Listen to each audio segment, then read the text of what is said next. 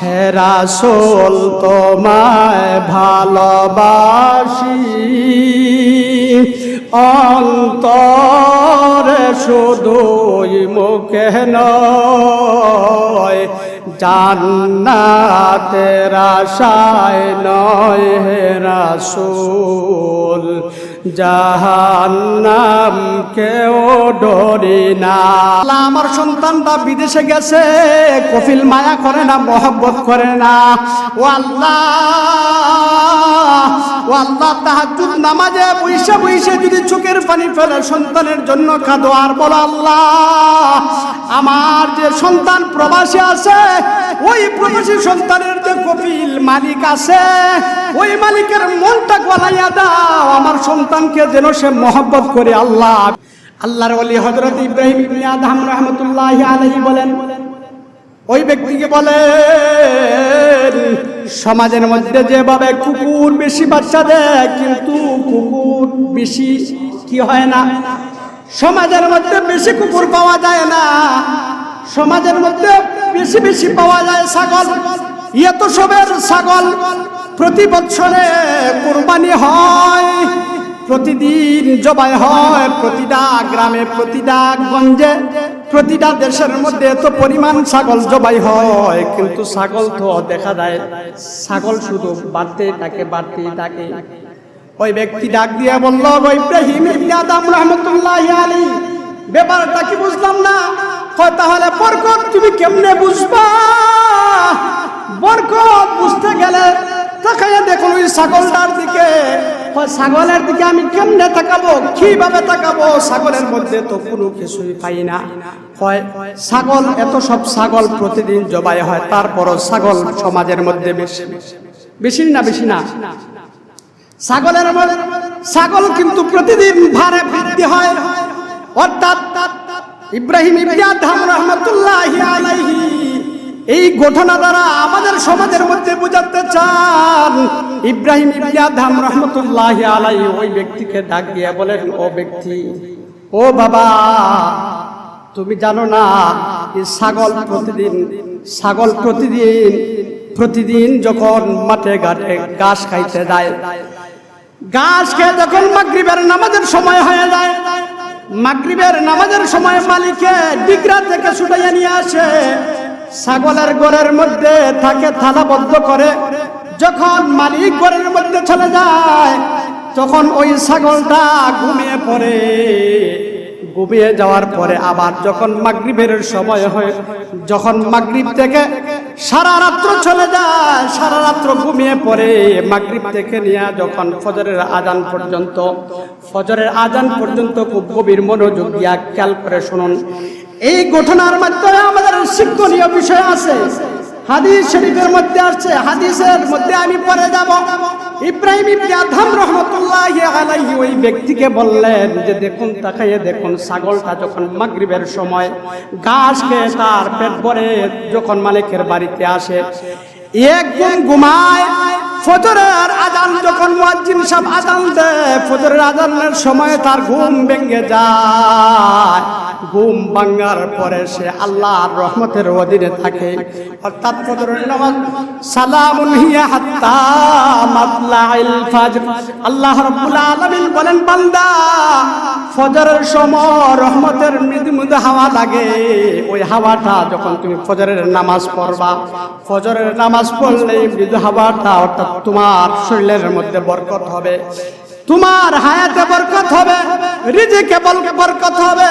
তুমি যে কাজে যাইবা, তুমি যখন ফজরের নামাজ পড়ি না কোনো কাজে লাগবা।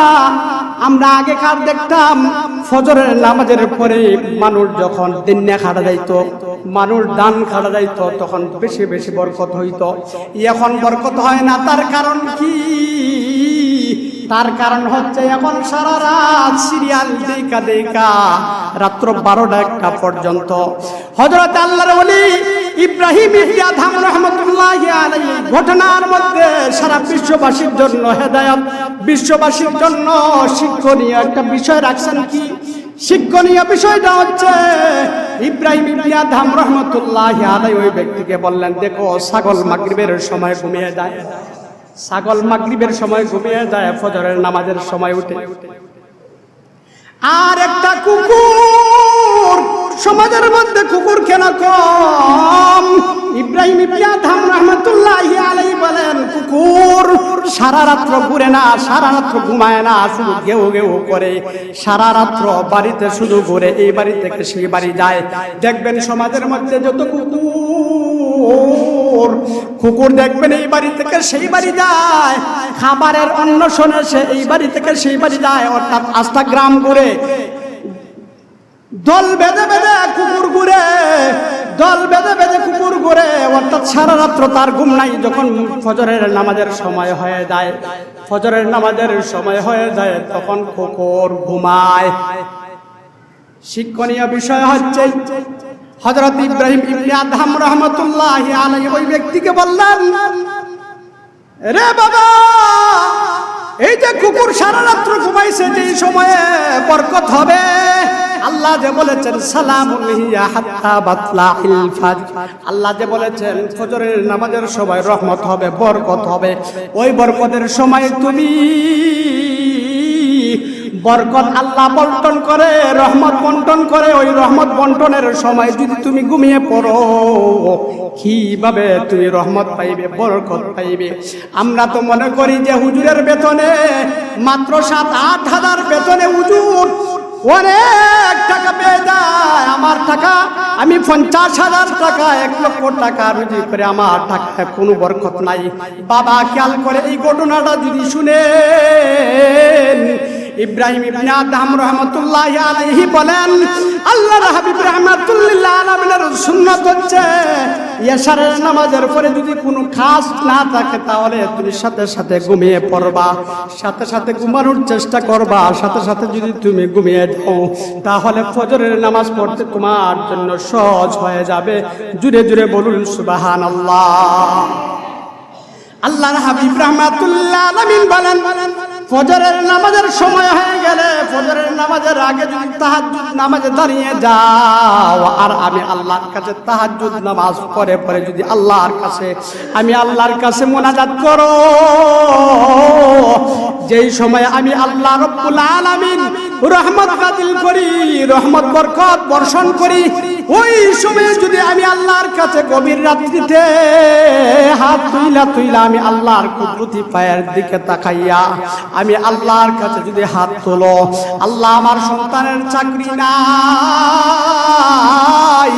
আল্লাহ চাকরির ব্যবস্থা করে দিন, আল্লাহ আমার সন্তানটা বিদেশে গেছে, কফিল মায়া করে না, মহব্বত করে না, ও আল্লাহ,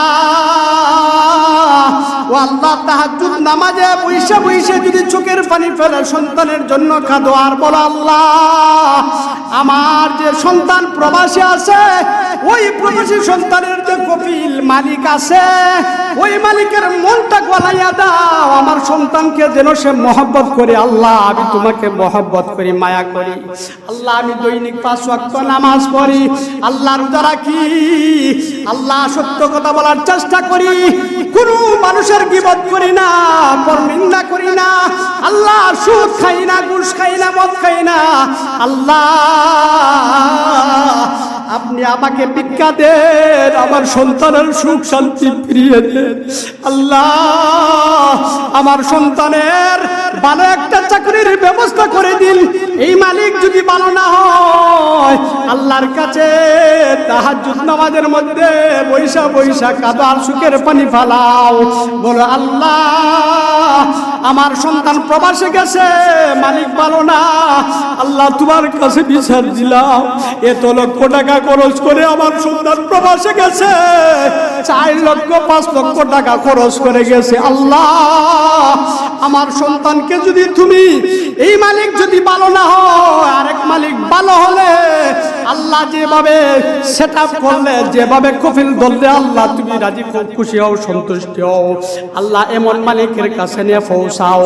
তোমার এই চোখের পানি ফজরের নামাজের তাহাজ্জুদের সময়ে এই চোখের পানি ফেলতে দেরি হবে, আল্লাহ রাব্বুল আলামিনের দরবারে পৌঁছতে 1 সেকেন্ডও দেরি হবে না। জুড়ে জুড়ে বলুন সুবহানাল্লাহ। আসছে সামনে রবিউল আউয়াল মাস, নবীজির শুভাগমনের মাস। নবীজিকে মহব্বত করতে হবে, নবীজিকে ভালোবাসতে হবে। ভালোবাসার মাপকাঠি আমরা নবীজিকে 4টা কারণে ভালোবাসবো। জোরে বলুন সুবহানাল্লাহ। নবীজিকে আমরা কয় কারণে ভালোবাসবো? নবীজিকে আমরা ভালোবাসবো 4টা কারণে। এর মধ্যে 4টা কারণের মধ্যে 1 নম্বর কারণ হচ্ছে, কোনো মানুষ যদি কোনো মানুষকে ভালোবাসে, মহব্বত করে, ভালোবাসার 4টা গুণ আছে। 1 নম্বর গুণ হচ্ছে কারাবাত, মানে ঘনিষ্ঠতা। ঘনিষ্ঠতার কারণে সন্তান বাবাকে মহব্বত করে, মাকে মহব্বত করে, দাদাকে মহব্বত করে, দাদিকে মহব্বত করে। রক্তের মানুষকে কারাবাতের কারণে, কারাবাত এটা আরবি শব্দ। কারাবাতের কারণে মানুষ ঘনিষ্ঠতার কারণে মা বাবাকে মহব্বত করে। হাদিস শরীফের মধ্যে আসছে। তারপর 2 নম্বর গুণ হচ্ছে মানুষের ভালোবাসা। 2 নম্বর গুণ হচ্ছে ইহসান, অর্থাৎ কোন মানুষ যদি কোনো মানুষকে দয়া করে, মায়া করে, তাহলে ওই মানুষকে মায়া করে, মহব্বত করে। জুড়ে বলুন সুবহানাল্লাহ। মানুষ যখন কোনো মানুষকে দয়া করে, দয়া করার সাথে সাথে বলে, আল্লাহ ওই ব্যক্তি আমাকে মহব্বত করেছে, আমার উপর দয়া করেছে। আমি বিপদে পড়ে গিয়েছিলাম, বিপদে পড়ার পরে আমি ওই ব্যক্তির সাহায্য নিতে চাইলাম, ওই ব্যক্তি আমাকে টাকা দিয়ে সাহায্য করেছে, আমাকে ওই সম্পদ দিয়ে সাহায্য করেছে, আমাকে এইভাবে সাহায্য করেছে, সেইভাবে সাহায্য করেছে। টাকা দিয়ে হোক, অথবা বুদ্ধি দিয়ে হোক, অথবা পরামর্শ দিয়ে হোক, ভালো কোনো জিনিস দিয়ে ওই আল্লাহ সাহায্য করেছে। আল্লাহ তুমিও তাকে মহব্বত করো। এই মহব্বত করার দয়ার কারণে আল্লাহ রাব্বুল আলামিন বলেন, বান্দা তুমি অমুক বান্দার প্রতি, তুমি অমুক ভাইয়ের প্রতি তুমি দয়া করেছো, আমি আল্লাহ তোমাকে দয়া করলাম, মায়া করলাম। দয়া মায়ার কারণে হাদিস শরীফের মধ্যে আসছে, কোনো মানুষ যদি কোনো মানুষকে দয়া না করে, মায়া না করে, তাহলে আল্লাহ রাব্বুল আলামিন তার উপরেও দয়া করবেন না, মায়া করবেন না। আল্লাহর দয়া যদি পাইতে হয় তাহলে একজনকে মহব্বত করতে হবে। এখন আমরা মহব্বতের বদলে, দয়ার বদলে আমরা কি করি? একজনের দিক দিয়ে আরেকজনকে কিভাবে লাগানো যায়, টাকা পয়সা সম্পদ নষ্ট করা যায়, সেইটা নিয়ে আমরা ব্যস্ত থাকি। এটা বাবা আমাদের দুষ্কর। আমাদেরকে একজনের ভালো আমরা দেখতে পারি না। হাদিস শরীফের মধ্যে আসছে, আল্লাহর হাবিব রাহমাতুল লিল আলামিন বলেন, ও আমার উম্মত মায়ার, ও আমার মায়ার উম্মত, মায়ার উম্মত, তোমরা আরেকজনের ভালোতে তোমরা আনন্দ হও, খুশি হও। এখন আমরা কি করি? এর উল্টাটা, একজনের ভালো হয়েছে, টাকা পয়সা হয়েছে, সম্পদ হয়েছে, তার আনন্দে আমরা আনন্দ হই না। হাদিস শরীফের মধ্যে আসছে, আল্লাহর হাবিব বলেছেন, ও আমার উম্মত মায়ার বান্দারা, আল্লাহর হাবিব বলেছেন, একজনের আনন্দে আনন্দিত হও, আর একজনের বিপদে তোমরা হাসবা না, আর একজনের বিপদে তোমরা আনন্দ হইবা না, আর একজনের বিপদে তোমরা মর্মাহত হবে, দুঃখ প্রকাশ করবে।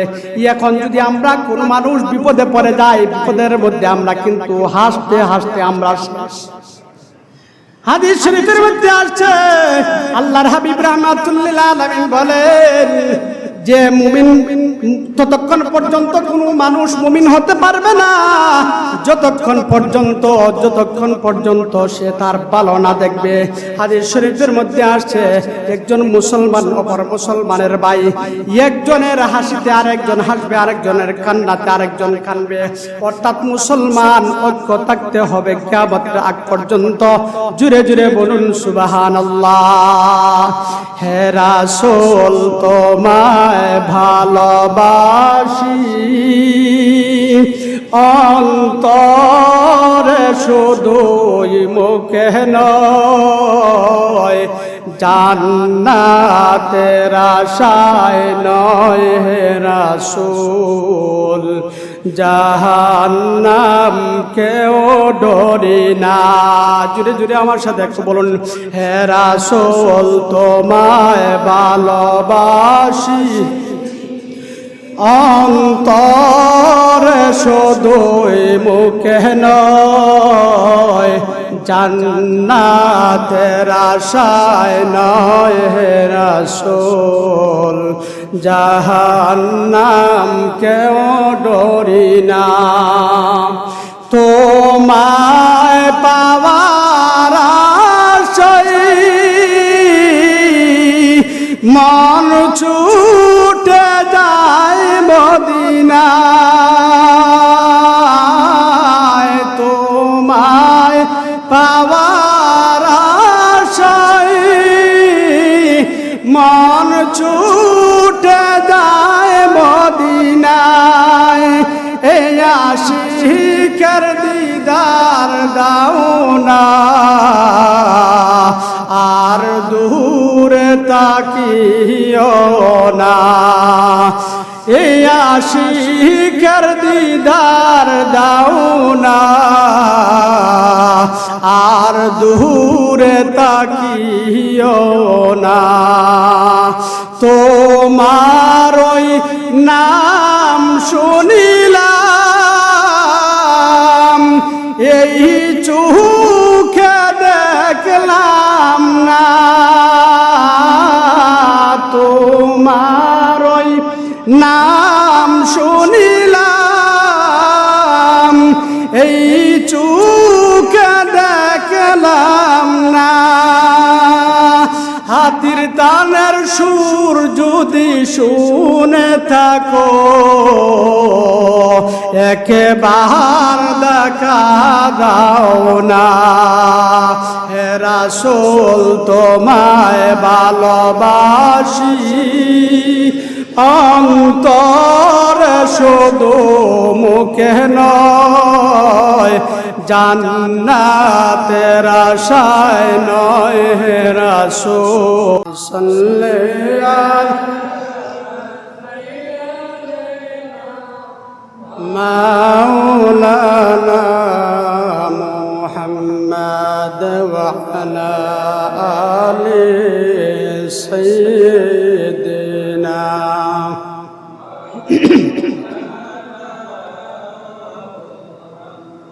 আরো জোরে জোরে নবীজির প্রেম ভালোবাসা মহব্বতে পড়ুন আল্লাহুম্মা সাল্লি আলা মাওলানা মুহাম্মদ ওয়া আলা আলি সাইয়্যিদিনা।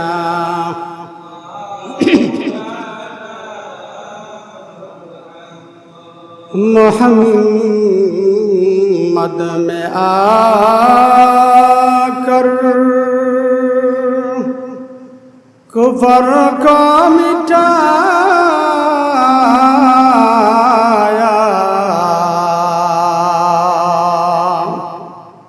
कुफर को मिटाकर सदाकत बताया। अल्लाहुम्मा सल्ली अला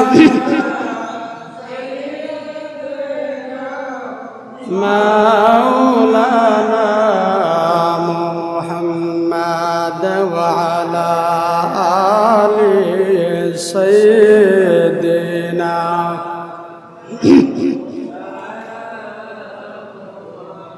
ला इलाहा इल्लल्लाह, जोरे जोरे ला इलाहा, आरो जोरे ला इलाहा।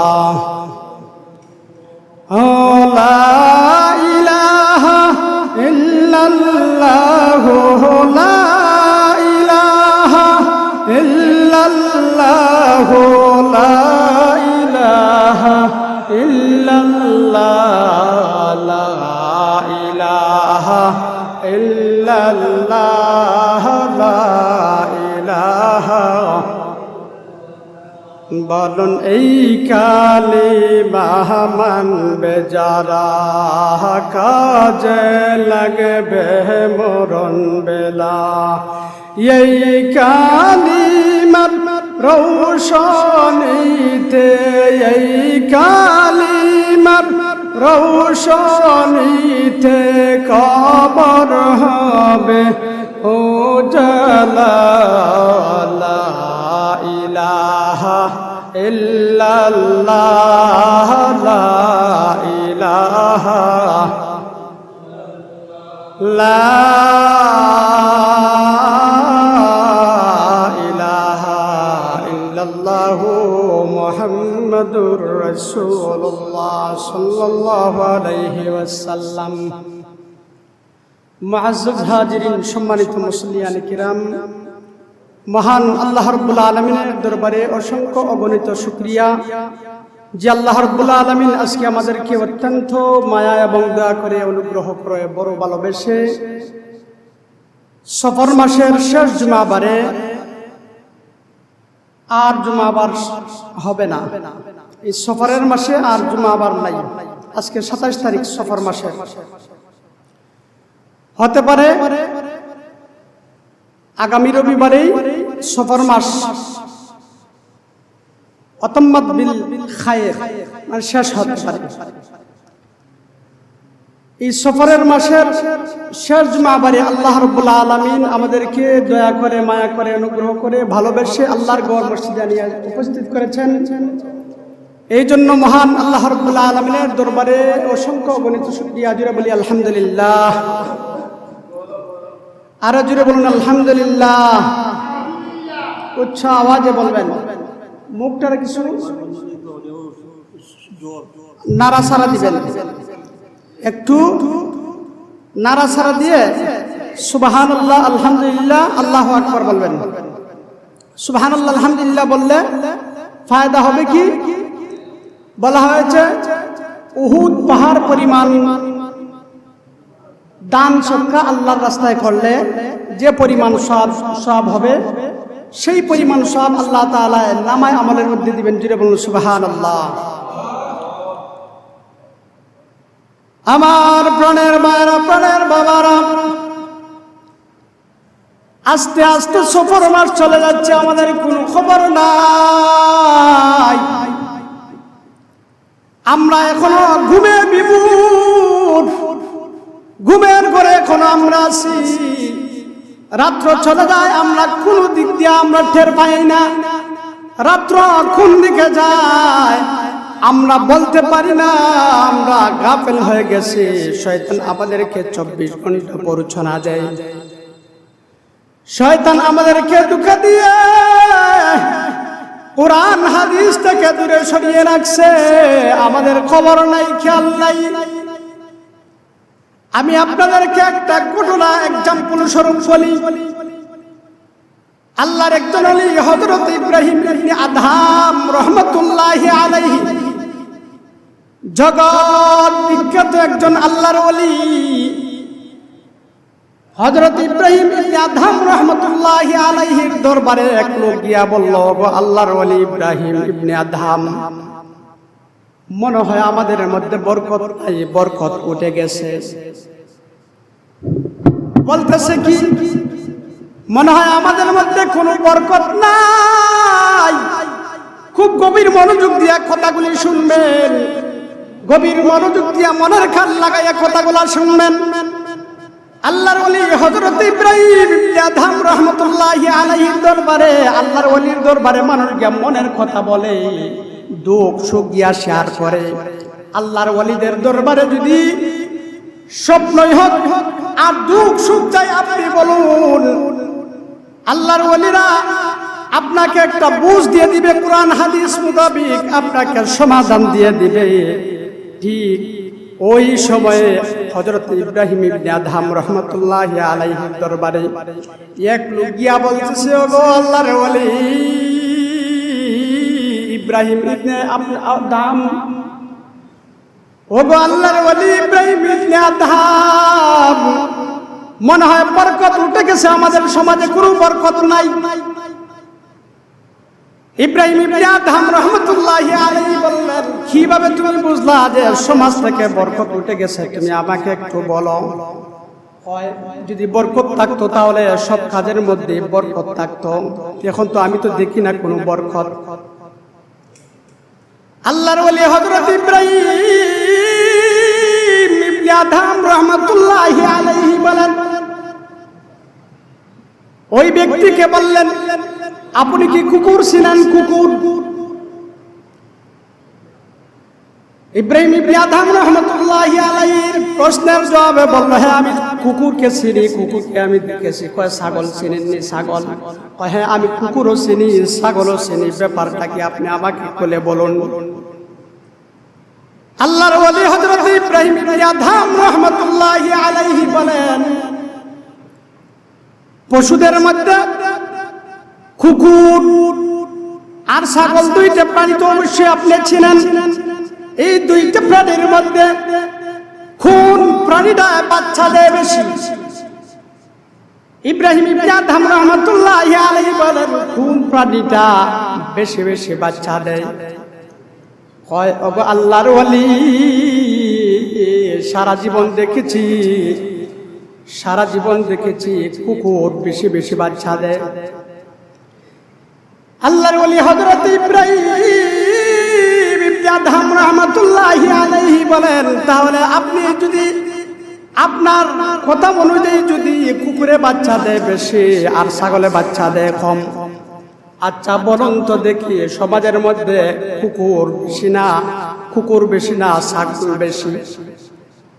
এখন আপনাদের কাছে আমার প্রশ্ন, বলুন তো দেখি সমাজের মধ্যে ছাগল বেশি না কুকুর বেশি? কুকুরে কিন্তু বাচ্চা দেয় বেশি। দেখবেন কুকুরে যখন বাচ্চা দেয় 4টা 5টা 6টা 7টা বাচ্চা দেয়, আর ছাগলে বাচ্চা দেয় 2টা, সর্বোচ্চ কয়টা? 4টা নাকি? ইব্রাহিম ইবনে আদহাম রাহমাতুল্লাহি আলাইহি ওই লোককে বললেন যে দেখো তো সমাজের মধ্যে হাইটা কুকুর যেটায় সেটাই বাচ্চা তুলে, সমাজের মধ্যে ঘেউ ঘেউ করে, দেখবার সমাজের মধ্যে বিচরণ করে, কিন্তু ছাগল মাত্র কয়েকটা বাচ্চা দেয়, কিন্তু সমাজের মধ্যে আপনি তাকাইয়া দেখুন, কুকুর কি আপনি বেশি দেখেন না ছাগল বেশি দেখেন? ওই ব্যক্তি আল্লাহর ওলির জবাবে বলল, ওগো আল্লাহর ওলি, ও ইব্রাহিম ইবনে আদহাম রাহমাতুল্লাহি আলাইহি, আমি সমাজের মধ্যে তাকিয়ে দেখলাম, আমি যত দেশের মধ্যে যাই, যত গ্রামের মধ্যে যাই, গিয়া দেখি কুকুর তো বেশি নাই।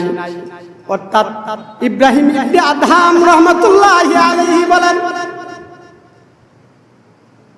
ওই ব্যক্তিকে বললেন দেখুন যে ছাগল বাচ্চা দেয় কম, কিন্তু সমাজের মধ্যে এত বেশি পরিমাণ ছাগল জবাই হয়।